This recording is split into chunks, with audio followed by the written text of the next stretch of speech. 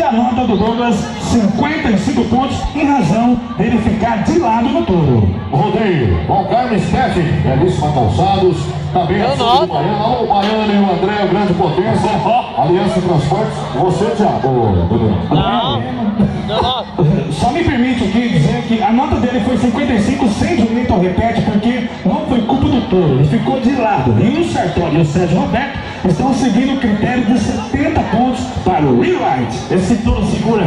Eu sou fã dele desde a época que tinha o nome jamaicano. Aí, bola! Eticamate.com, a porteira é o Sidney! É Sidney! O Sidney Maria de Doradina no foguinho, touro do Samuel pra ele! São 15 automóveis, são 45 motos, sabe botar no boi, mordendo o tempo dobrado, aí pode trovejar e pode romper! O boneco entrou na pinga, encher o caneco. Galera dos camarotes da Proarte, como é que tá aí? Chega de sofrimento. A locação da Madre Fátima, veterinário, pet shop, a comissão de rodeio, a galera da Ave Norte, a nossa obrigada a todos vocês, Sportcar, a todos os patrocinadores. Se eu fosse um ser invisível, estaria sempre perto de você. Aí eu digo, vixe, É eu que falo, vixe.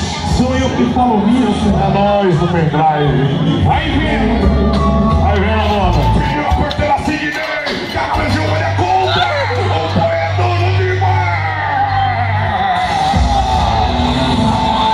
O foguinho todo do Samuel, que é isso, Tiago?